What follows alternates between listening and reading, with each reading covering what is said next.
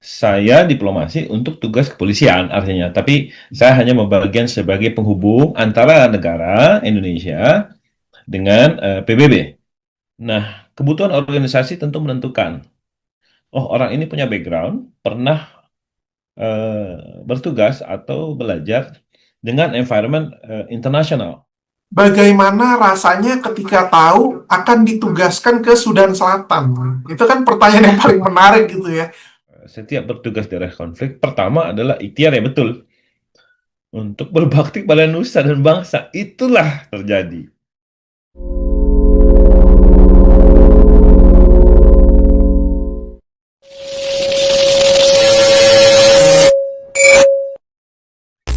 Ya. Halo teman-teman sekalian, pada video kali ini saya Maurizio de Lopez mendapat satu kesempatan khusus untuk dapat berbincang, berdialog, juga banyak ngobrol lah mungkin dengan salah satu sosok yang sudah ada di layar kaca Anda.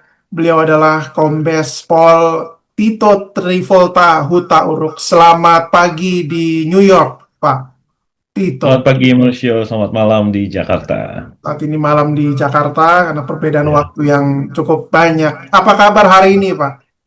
Baik, puji Tuhan sehat semua. Gimana, Manusia? Kuliahnya aman ya? Kuliah Sehat aman semua, dan lancar semua ya? sehat-sehat juga saat ini. Oke, dan Ya. pada hari ini ya Pak ya, saya berbincang dengan Pak Tito yang saya tahu sebagai salah seorang atase kepolisian di New York ya Pak ya. Nah, Ya. mungkin inilah yang kemudian mungkin nanti bisa lebih diceritakan ya sebenarnya posisinya ini apa, lalu lingkungan tugas kerjanya ini di bagian apa. Nah, pertama-tama Pak Tito mungkin seperti yang tadi saya sudah sampaikan ya, mungkin boleh diceritakan dulu ini Pak. Saat ini lingkup tugasnya ini di bagian apa dan juga atasnya kepolisian itu di New York itu seperti apa, mungkin ada yang belum mengetahui mengenai hal itu mungkin Pak Tito. Oke, baik. Manusia pertama, terima kasih kesempatannya. Saya bisa share tentang pengalaman tugas saya di bidang kepolisian. Eh, oke, sekedar overview tentang pekerjaan saya. Sebenarnya memang pada prinsipnya tugas saya bisa disamakan dengan atase, walaupun sebetulnya jabat tugas saya sebagai Senior Liaison Officer Polri pada PTRI. PTRI itu adalah Perutusan Tetap Republik Indonesia untuk Perserikatan Bangsa-Bangsa di New York. Jadi kita punya atase di Amerika, which is itu di Washington DC, tapi khusus untuk di New York itu bukan atase, lebih ke Senior Liaison Officer. Kalau terminologi di sini disebutkan sebagai Police Advisor atau penasihat kepolisian. Tentu saja SLO Polri ini tugasnya bukan seperti polisi umum. Eh, kita lebih kepada diplomasi kepolisian kepada Perserikatan Bangsa-Bangsa. Jadi kita punya sekitar 191 atau 192 personil Polri yang ditempatkan di misi pemeliharaan perdamaian Perserikatan Bangsa-Bangsa. Contohnya di Afrika Tengah, itu namanya MINUSCA, kemudian ada di South Sudan, tempat saya dulu tugas, di UNMISS namanya, missionnya.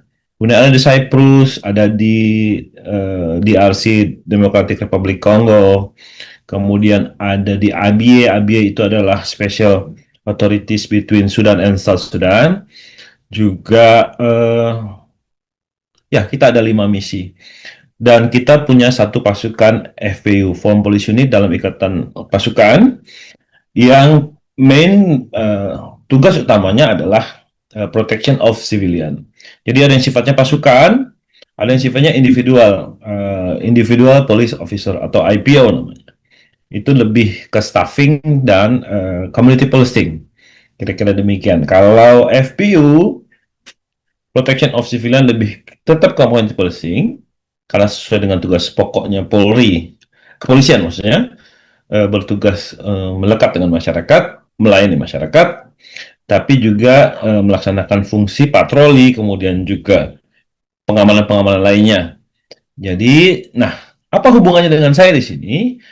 Tugas saya adalah berdiplomasi supaya personil-personil Polri di Indonesia yang telah memiliki kemampuan untuk bertugas di PBB bisa ditempatkan atau ditugaskan either di UNHQ, markas besar PBB, atau di misi-misi PBB yang sekarang underground, yang sedang berjalan.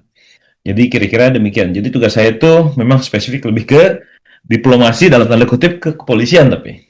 Kira-kira gitu tugas saya, Mauricio. Oke, nah itu tadi sudah digambarkan ya bahwa tugas-tugasnya itu kurang lebih adalah dalam hal diplomasi kepolisian ya.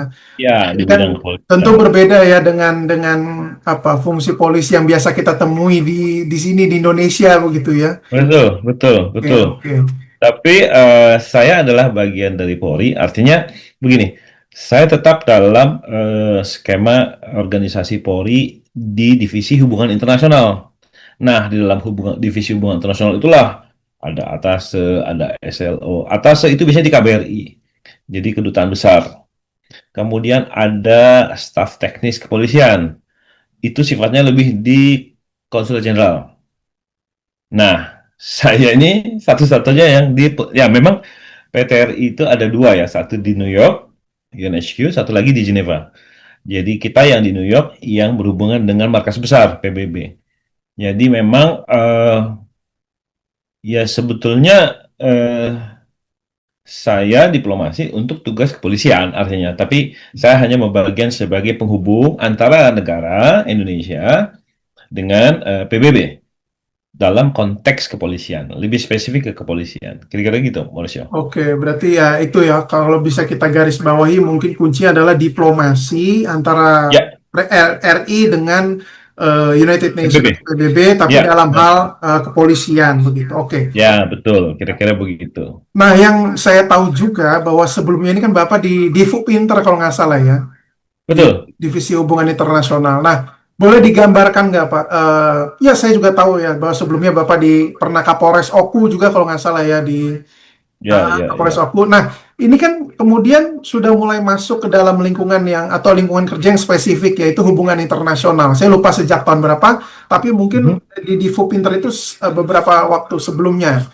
Nah, Ya, apakah lingkup kerja di Divup Interpolri itu sama atau berbeda? Dan juga seperti Bapak sudah mention tadi ya, beberapa pasukan kita itu ada juga di beberapa wilayah konflik seperti di misalnya di Lebanon ya, UNIFIL dan lain sebagainya, ya, ya. atau MONUSCO yang tadi sudah Bapak mention juga. Tapi saya mau tahu lebih banyak mengenai ruang lingkup kerja Bapak sebelumnya, ya, yang mungkin bisa diceritakan seperti apa, dan kalau dibandingkan dengan keadaan saat ini di United Nations, bagaimana perbedaannya atau mungkin apa yang menjadi hal yang membedakan gitu, Pak? Oke.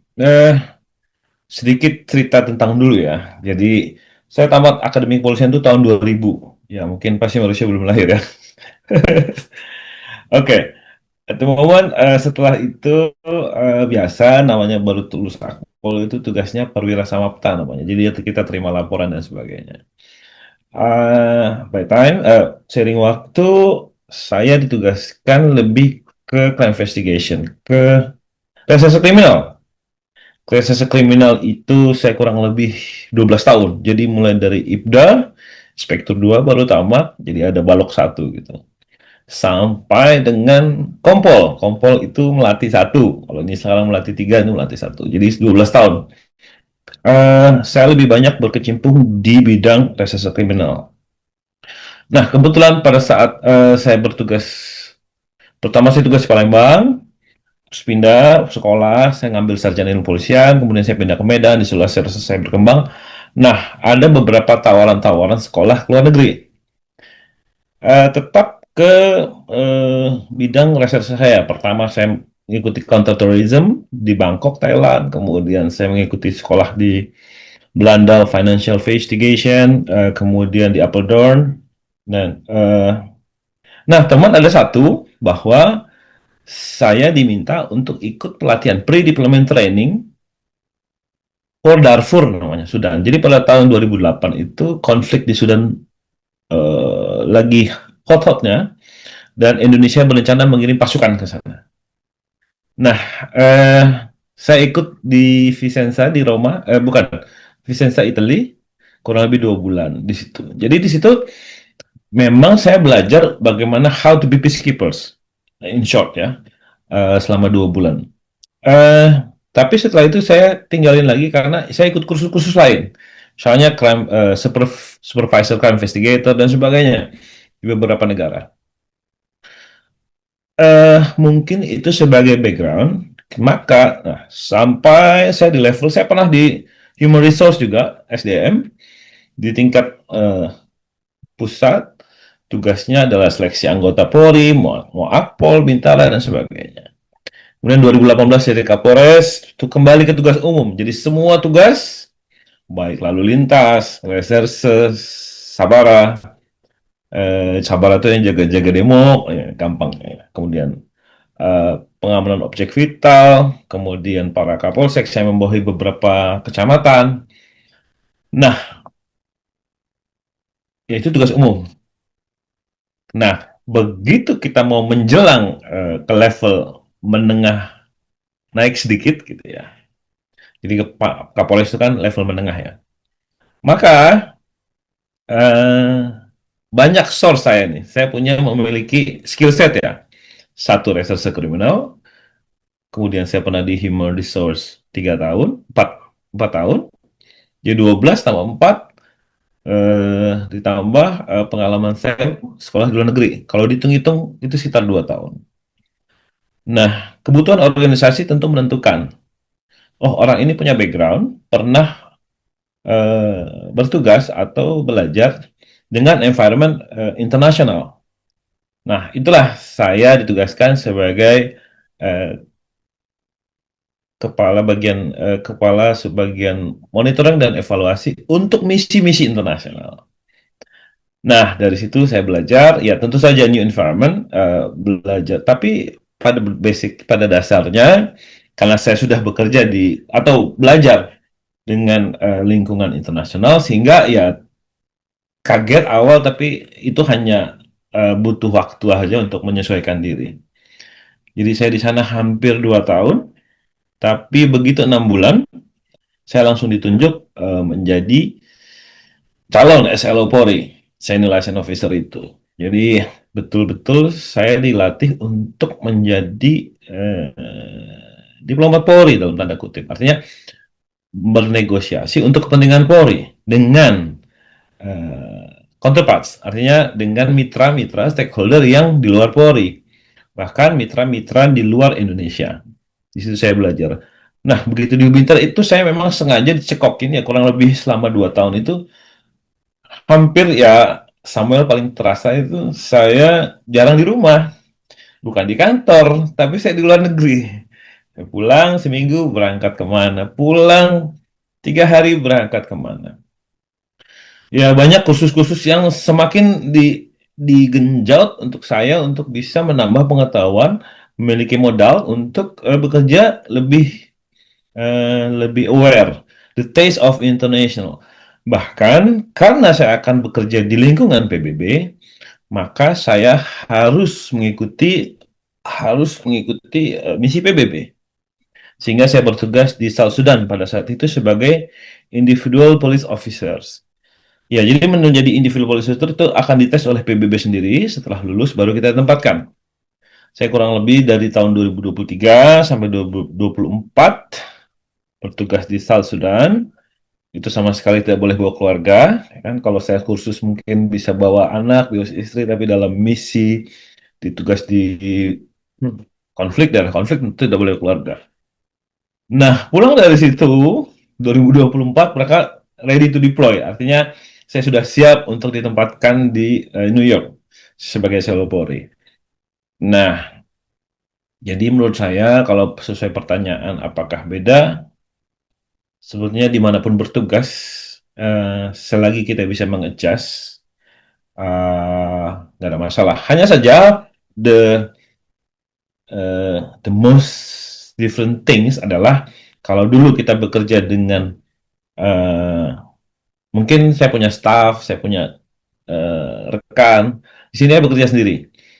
Jadi semua saya lakukan sendiri, mulai dari hal peritil-peritil seperti membuat surat, tapi ini tidak surat ya, namanya not verbal, sampai dengan negosiasi, sampai diplomasi, sampai deployment, saya harus kerjakan sendiri. Berarti saya harus belajar mandiri. Ya itu. Tapi kan saya sudah memiliki bekal. Saya kursus, misalnya saya ke Vienna sendiri, semuanya saya urus sendiri. Saya ke sana bernegosiasi, apa belajar kursus, mengutarakan pendapat. Nah, di situ yang paling harus kita pelajari. Ternyata bahwa berbicara adalah suatu hal yang mutlak dalam bekerja. Jadi tidak boleh, misalnya kalau ditanya dulu di sekolah ya, even Canisius, whatever. Orang udah mau jam waktunya nih, mau selesai kelas. Tiba-tiba ada yang tunjuk tangan gini, kira-kira mau dibawa gem nggak tuh temen lo? Kira-kira gitu ya. Tapi di luar negeri itu they appreciate siapapun yang berbicara. Walaupun kadang-kadang mungkin, sorry, tidak terlalu banyak isinya, tapi the way express the thoughts is very important. Otherwise, ya udah kita pulang with nothing.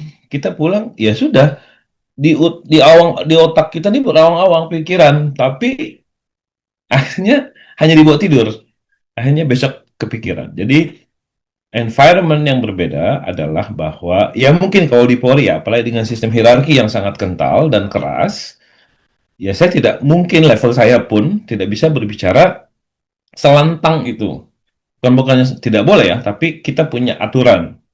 Tapi di sini siapapun bebas berbicara sepanjang untuk kepentingan Indonesia. Nah, tapi tentu tetap ada konteks tertentu yang. Jadi bukannya unlimited juga, tapi kita harus berbicara untuk kepentingan Indonesia. Di sini adalah salah satu kerjasama multilateral. Berarti selain saya bekerja dengan PBB, berarti saya harus bekerja dengan member states. Seluruh negara anggota PBB itu ada 194 plus one observer. Ya, berarti saya harus belajar juga dengan policy advisor dari misalnya dari contoh lah dari ASEAN lah, let's say. Kemudian dari misalnya European Union atau dari African Group. Jadi kita harus bisa bekerja dengan mitra-mitra kita. Jadi mitra kita itu selain PBB sendiri, tentu saja uh, member state. Nah, member state itu punya military atau police advisor masing-masing. Nah, disitulah environment yang betul-betul berbeda. Tapi saya menikmati belajar sesuatu hal yang baru. Ya, walaupun mungkin setelah selesai tugas, apakah saya akan kembali sebagai pengelola peacekeepers atau tidak? Ya, karena saya udah di tingkat manajemen, ya saya harus siap di mana saja. Kira-kira gitu. Oke, yang menarik bagi saya pertama itu adalah lingkup kerja Bapak ini hampir komplit mungkin ya. Jadi istilahnya memimpin pasukan di Polres tadi ya, seperti yang disampaikan ya. Itu kan jabatan yang bukan jabatan administratif ya, artinya kan punya punya wilayah kepemimpinannya itulah ya di Polres tadi. Ya, Lalu juga yang saya baru ingat juga tadi yang Bapak sampaikan itu ya, pernah bertugas di wilayah konflik di Sudan Selatan, ya, Sudan Selatan. Nah, kalau bicara mengenai Sudan Selatan, saya pernah waktu itu juga podcast dengan namanya Brigadir Jenderal Santino Akot Abim namanya. Beliau itu dari South Sudan Forces ya, Angkatan Darat Sudan Selatan, dan oke. kami berbicara bahwa ya situasi dan kondisinya cukup sulit di sana dan lain sebagainya. Nah, tapi pertanyaannya adalah bagaimana rasanya ketika tahu akan ditugaskan ke Sudan Selatan? Itu kan pertanyaan yang paling menarik gitu ya. Pada saat Ya, ditugaskan, ya namanya anggota Polri, namanya kita juga bisa dengar di TNI juga sama pasti. Kalau menerima ya. penugasan kan hanya bisa menerima dan berikhtiar mungkin bahasanya ya. Nah, Hmm. itu gimana itu Pak ketika ditugaskan untuk terjun ke Sudan Selatan dan apalagi tidak boleh membawa keluarga tadi. Artinya kan benar-benar berangkat sendiri, ya itu perasaannya seperti apa itu, Pak? Oke. Eh, kita jadi polisi itu sudah tanda tangan kontrak. Sebelum kita masuk, bersedia ditempatkan di mana saja dan menanggung segala resiko. Itu istilah tanda kutip kontrak mati. Jadi, kalau mental kita memang sudah siap, saya rasa ditempatkan di mana saja, ya itu sudah panggilan. Walaupun dalam hati ya manajemen, apalagi dengan tanggung jawab keluarga, ya kan, at the moment. Tapi ya itu kembali lagi ke basic. Saya harus sadar bahwa tugas saya memang very high risk position, very high risk job. Jadi ya ya sudah jalani saja. Walaupun di sana memang ada hal-hal yang unusual situation yang sebetulnya kalau diceritakan ya sedih juga kalau ngingetnya. Tapi kan ya we have apa ya, kita harus bekerja langkah demi langkah untuk mencapai sesuatu hal yang mau kita inginkan. Jadi eh, itu adalah bagian sebagai proses yang harus dilalui. Jangan mau enaknya saja gitu. Memimpin pasukan, betul, anggota saya lebih dari 1.000 dan saya menjadi individu, namanya individual. So single fighter. Jadi saya bekerja sendiri. Dan bahkan di South Sudan itu pada saat saya bekerja, dalam satu bagian tidak boleh ada satu negara yang sama. Misalnya kita satu unit. Tidak boleh ada satu negara yang sama. Itu memang dibuat sediverse mungkin, sehingga memang, karena memang kita sudah ditanya, sebelum Anda bertugas, apakah Anda yakin bisa bekerja dengan multicultural situation? Dan saya yes. So, okay, let's do it. Jadi, nggak ada masalah, walaupun memang daerah-daerah konflik, kalau kita lihat pertama dari segi sosial, masyarakat, ekonomi, itu sangat seperti Indonesia dikira di era-era tahun 60. Can you imagine that? Indonesia di tahun 60-an, itulah yang terjadi di South Sudan. Situasi ekonominya, bukan negaranya ya. Kalau negaranya semua infrastruktur sudah ada, bahkan tempat-tempat umum publik juga ada. Tapi situasi ekonomi masyarakatnya jomplang lah, jomplang sekali antara the have and the poor. Gitu ya. Jadi mereka mempersoalkan, maaf ya, saya bukan membicarakan konflik suatu negara, mempersoalkan hal-hal antara mereka sendiri. Saya nggak mau sebut lah kira-kira gitu ya.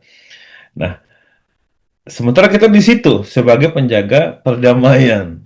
How to be a peacekeeper, namanya juga peacekeeper, menjaga perdamaian. Sehingga apapun yang kita lakukan, apalagi kita menggunakan flag UN, UN flag, jadi mungkin di sebelah kanan ini adalah negara saya, di sini UN, maka begitu saya menggunakan, kan polisi pasti menggunakan seragam nih kalau tugas. Maka kita harus bertindak atas nama UN di sebelah kiri dan atas nama Indonesia. Nah, untuk itulah maka setiap bertugas di daerah konflik, pertama adalah ikhtiar ya betul untuk berbakti pada nusa dan bangsa. Itulah terjadi, ya, bukan sebagai komandan yang mungkin manajerial. Oke, buat ini, buat ini, memutuskan. Oke, kita memutuskan, tapi memutuskan untuk atas nama dua flag. Pertama, United Nations, yang kedua Indonesia. Nah, nggak apa-apa sih. Artinya lewat-lewat aja. Maksudnya bukan lewat-lewat aja. Artinya apabila proses itu kita jalani dengan baik dan sabar ya, karena tidak semuanya indah kok. Semua pekerjaan itu pasti ada liku-likunya. Nah, kayak kalian kuliah juga kan. Tiba-tiba saya mau jurnalistik, maka saya harus buat podcast. I have to do something, ya kan, untuk mencapai sesuatu gitu. Kira-kira gitulah. Nanti ini mungkin baru awal, ya. Saya sudah 26 tahun jadi polisi.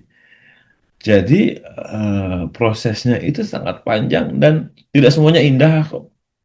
Tapi yakinlah semua akan indah pada waktunya. Kira-kira gitu ya. Setuju nggak? Betul, Ya, betul, betul itu, Pak. ya gitu. Ya, Oke, jadi memang.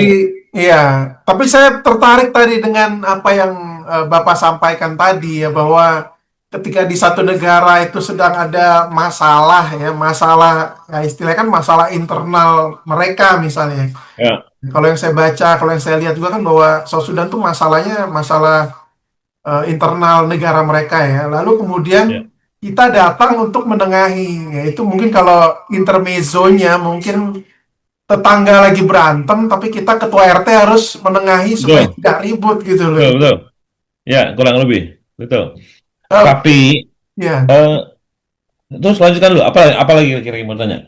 iya itu yang saya lihat pertama. Oke, Lalu, eh, tapi kita harus tahu bahwa misi PBB hadir itu adalah satu kata kuncinya adalah permintaan dari host country.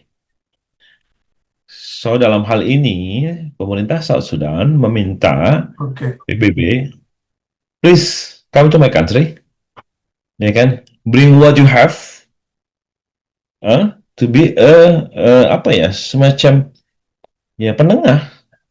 Jadi, misalnya PBB, gua mau ke daerah satu negara, host country tidak mengizinkan, kita tidak bisa melakukan itu. PBB bukan kita. PBB tidak akan melakukan itu. Artinya, prinsip pokok pertama akan ada misi PBB apabila host country meminta, negara itu meminta. Jadi sebetulnya kehadiran PBB itu adalah permintaan negara, walaupun resistensi pasti ada saja.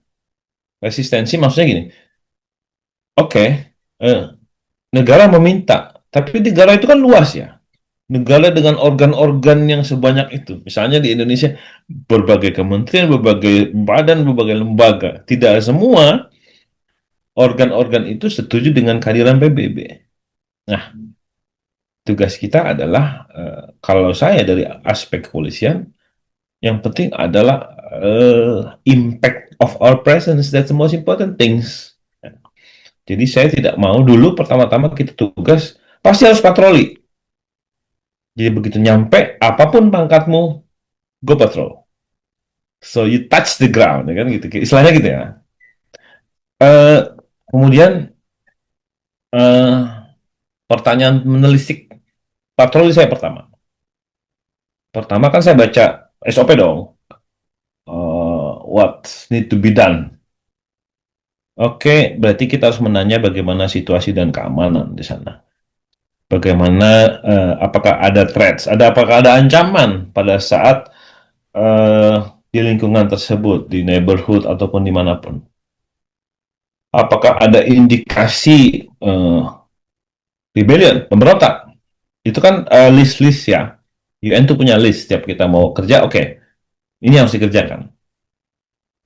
Nah, saya tanya bapak-bapak, Pak, bagaimana situasi kira-kira gitu ya? How's the situation over here? Ya, dia bilang begini, you guys from UN, bukan you guys, itu Amerika ya. All UN staff, you come here, always ask the same questions, and I will always answer the same answers. And there's nothing. Di situ saya terhenyak. Saya baru pertama kali bertugas. Oke, okay. So how many UN officer been here before? Thousands. And they keep asking the same question, and I need to answer the same answers. Nah, di situ saya terhenyak, dan by time saya berpindah dari patroli, saya ke uh, operation, dan terakhir saya menjadi executive officer. Executive officer itu untuk police commissioner itu membuat kebijakan untuk kepala kepolisian, police commissioner, kepala kepolisian di sana. Tapi kepala kepolisian PBB ya, bukan kepolisian lokal. Terus saya bilang kepada police commissioner saya, police commissioner, saya menceritakan hal ini. That's a simple thing, saya bilang. Sehingga kita harus mengubah pola, mengubah SOP. Begitu datang jangan lagi tanya how's the situation, tapi what need to be done from our side. Itu kunci pertama, saya bilang. So we have to move from the peacekeeping to peace building. Kira-kira gitu. Oke, akhirnya terbitlah sebuah SOP baru, how to patrol, ya kan? Jadi nggak boleh nanya gimana kamu sehat. Oke, sehat wajar lah ya. Ya, maksudnya misalnya kita datang, apa kabar gitu ya kan? How's you holding up misalnya. Oke, tapi tidak bisa lagi nanya how's the situation karena kita punya badan intelijen, PBB punya badan intelijen on the ground yang mengetahui daerah ini merah, kuning, hijau, biru dengan seluruh indikasinya. Sehingga dari situ saya belajar bahwa bekerja di UN pun perlu eh, apa ya? Perlu peningkatan, jadi bukan mereka pasti perfect. Kita kan merasa polisi kalau luar negeri itu pasti keren lah. No, saya udah kerja ya lintas beberapa negara, ya kan? Semua benua sudah saya jalani. I know how police work. Eh, ternyata oke. Ya, saya cuma sampai situ aja titik ya. Saya nggak bilang polisi Indonesia lebih baik dari polisi lain. Tapi tidak saya bisa bilang polisi Amerika lebih baik dari Indonesia. I'm disagree with that. Kira-kira gitu ya. Oke, Oke. jadi ini apa cukup menarik ya Pak ya bahwa ketika terjun di wilayah tadi itu seperti Bapak sampaikan tidak langsung di tempat mau pangkatnya tinggi mau pangkatnya rendah tidak apa ada perbedaan tapi tetap pertama patroli dulu. Nah ini juga mungkin Ya, menjadi gambaran untuk yang menyaksikan. Oke, baik Pak.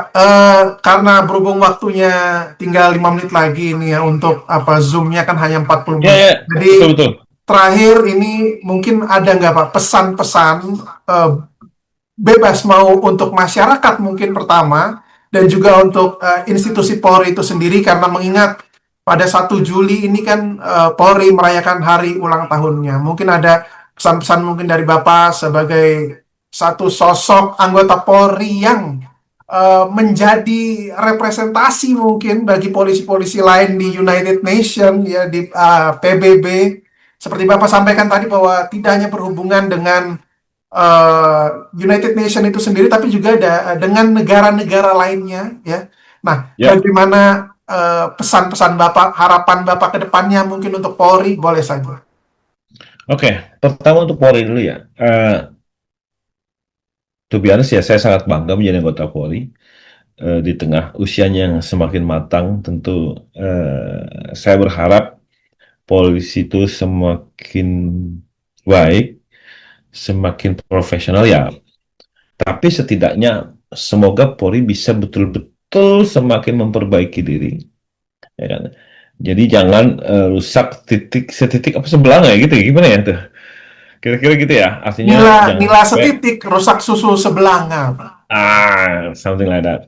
Jadi artinya memang susah untuk menjaga sebuah institusi besar itu menjadi sangat bersih, tapi minimal ada perbaikan-perbaikan signifikan. Kami sebagai anggota Polri tentu mendukung apapun kebijakan pimpinan sepanjang itu untuk kebaikan Polri. Nah, untuk teman-teman yang mungkin anggota Polri yang pengen bertugas di PBB, artinya isi dulu modalitas. Bukan hanya gue pengen menjadi peacekeeper, tapi ya kemampuannya juga harus ada. Kemampuan yang dibutuhkan oleh UN. Karena dia specifically need the skill set. Apa misalnya butuh apa-apa, ya itu yang harus dipenuhi. Untuk teman-teman anak-anak generasi muda yang saya nggak terserah mereka mau jadi polisi atau enggak, tapi lakukanlah setiap langkah demi langkah dengan ikhlas. Dari situ akan terlihat hasil. Karena tidak ada suatu pekerjaan yang tidak melalui proses. Hanya Indomie yang instan. Kira-kira gitu ya. Hanya Indomie, cek cek cek cek, masukin air Betul, panas. betul.